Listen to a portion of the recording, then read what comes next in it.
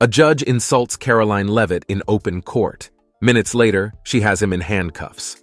The courtroom was packed to capacity, the air thick with anticipation. Karoline Leavitt, a rising legal star with a reputation for uncovering corruption, stood at the plaintiff's table. Her icy composure concealed a firestorm of intent. Across the room, Judge Raymond Calloway adjusted his glasses, his sharp gaze locking onto her. But before we dive into what happens next, I'd love to know, where are you tuning in from today? Drop a comment below and please like the video. Thank you. Miss Leavitt, he began, his voice dripping with condescension. Is this another one of your publicity stunts? Or do you actually have evidence this time? A murmur rippled through the gallery. Karoline's jaw tightened, but she didn't flinch. Your Honor, she replied calmly, I'm here to present a case. The facts will speak for themselves. Calloway leaned back in his chair, smirking. Facts, Miss Leavitt?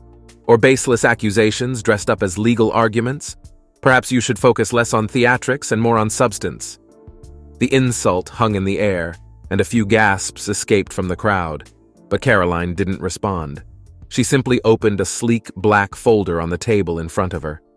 As I was saying, she continued, ignoring the jab, the evidence I've submitted proves significant financial improprieties involving offshore accounts. Calloway interrupted her with a dismissive wave. Enough. This court doesn't have time for wild conspiracy theories. Karoline's lips curled into a slight smile. It was the kind of smile that made her opponents uneasy. She turned to the bailiff.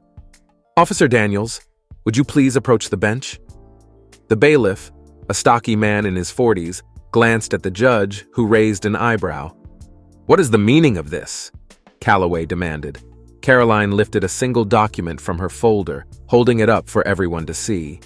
This is an arrest warrant, Your Honor, signed by the district attorney and authorized by the federal court. Calloway's smirk faltered. For whom? For you, Judge Calloway. The courtroom erupted in chaos. Spectators gasped. Reporters whispered into their microphones, and Calloway shot to his feet, his face a mixture of rage and disbelief.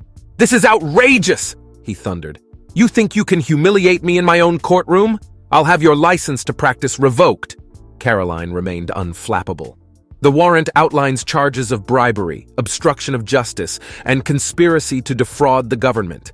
We have recordings, bank statements, and witness testimony, all of which implicate you. You're lying, Calloway spat. Karoline took a step closer to the bench. Would you like me to play the recording where you instructed a key witness to alter their testimony? The judge's face turned ashen. He looked to the bailiff, his voice desperate. Daniels, don't listen to her. She's fabricating this. The bailiff hesitated, glancing between the judge and Karoline. Finally, he stepped forward and held out his hand. Your Honor, please place your hands behind your back.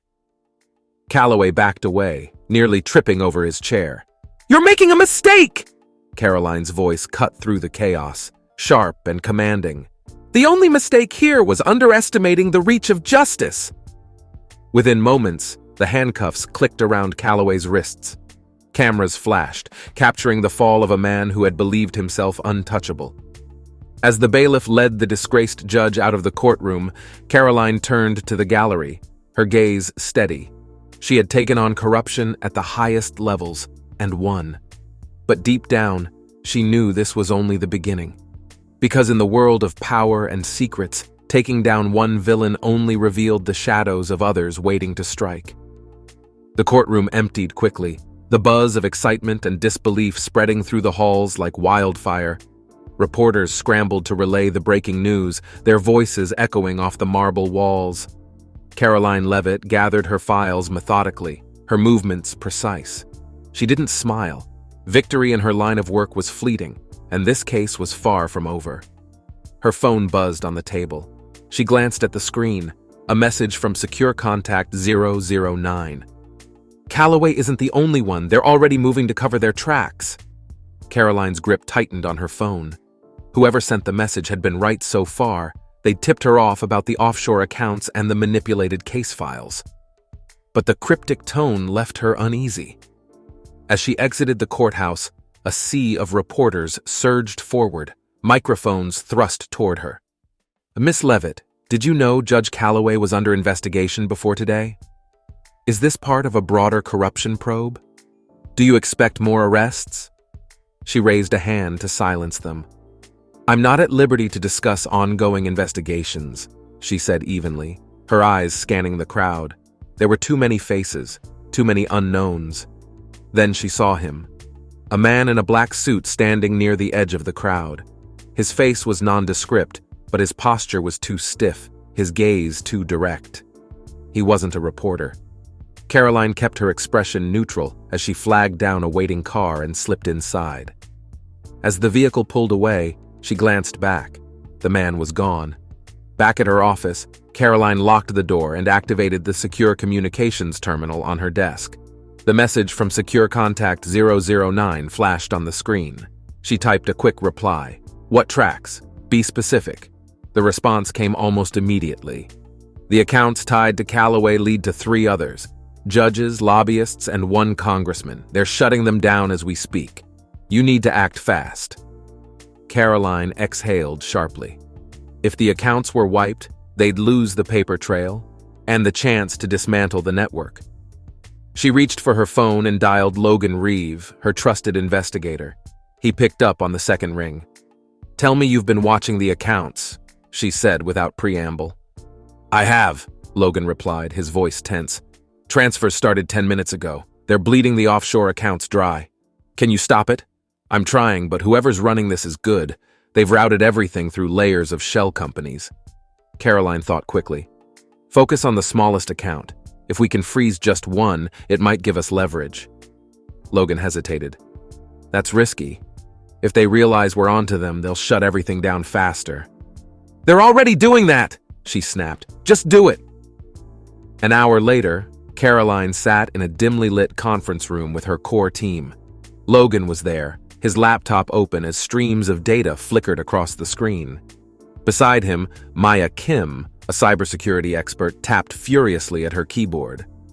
I managed to freeze 1 account, Logan said, his voice cautious. It's not much, about $2 million, but it's a start. Maya looked up. I traced the shell companies tied to that account. One of them leads back to a lobbyist firm in D.C., Redmond Partners.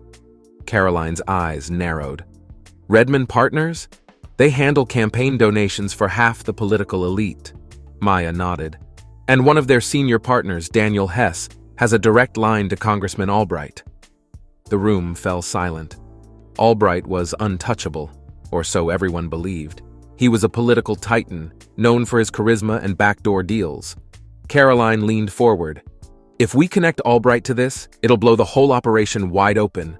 Logan frowned. Which means they'll come after you harder than ever. Karoline's voice was steady. Let them. We're not stopping now. Later that night, Karoline sat alone in her office, reviewing the files on her laptop.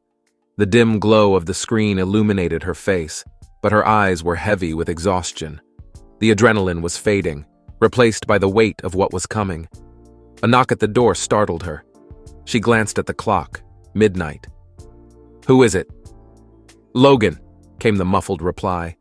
She unlocked the door, but the moment she did, Logan pushed inside, his face pale. What's wrong? She asked. He held up his phone.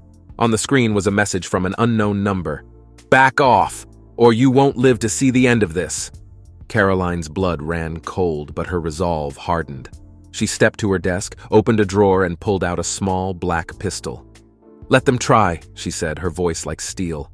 This wasn't just about Calloway anymore. This was a war, and Karoline Leavitt had no intention of losing.